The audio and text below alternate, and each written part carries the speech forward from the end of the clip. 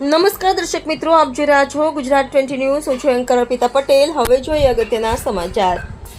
ધોળકામાં કોમી એકતાના માહોલમાં મોહરમ પર્વની ઉજવણી. ભવ્ય તાજિયા જુલુસમાં ઉમટી પડ્યા અકીદતમંદો. ધોળકા શહેરમાં ગમ અને માતમના પર્વ મોહરમની આજે શ્રદ્ધા, આસ્થા અને કોમી એકતાના માહોલમાં ઉજવણી કરવામાં આવી હતી.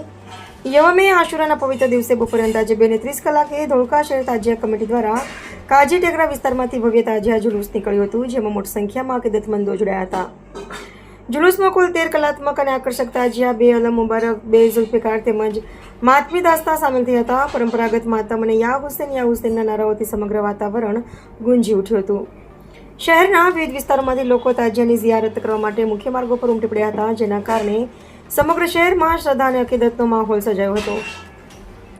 તાજિયા જુલુસ જ્યારે ટાવર બજાર ચોક ખાતે પહોંચ્યું ત્યારે હિન્દુ અને મુસ્લિમ સમાજના આગેવાનો દ્વારા જુલુસનું ઉષ્માભેર સ્વાગત કરવામાં આવ્યું હતું. બંને સમાજના આગેવાનો એક મંચ પર આવીને પરસ્પર ભાઈચારા અને સૌહાર્દનો સંદેશ આપતા કોમી એકતાના અનુપમ દ્રશ્યો સર્જાયા હતા.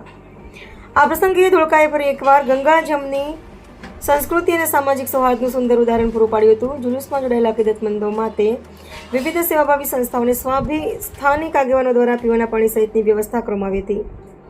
માર્ગ પર ઠેર ઠેર પાણી અને શરબતના સ્ટોલ પણ કાર્યરત થયા હતા. મોહરમના જુલુસને શાંતિપૂર્ણ અને સુચારુ રીતે પૂર્ણ કરવા માટે ધોળકા ટાઉન પોલીસ દ્વારા ચુસ્ત પોલીસ બંદોબસ્ત ગોઠવવામાં આવ્યો હતો.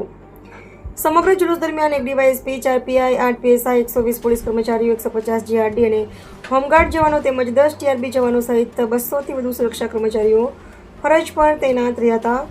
શાંતિ, સૌહાર્દ અને ભાઈચારાના વાતાવરણ વચ્ચે ધોળકામાં મોહરમનું પર્વ શાંતિપૂર્ણ રીતે સંપન્ન થયું હતું, જેમાં કોમી એકતાના સુંદર દ્રશ્યો સમગ્ર દિવસ દરમિયાન લોકોના આકર્ષણનું કેન્દ્ર બન્યા હતા.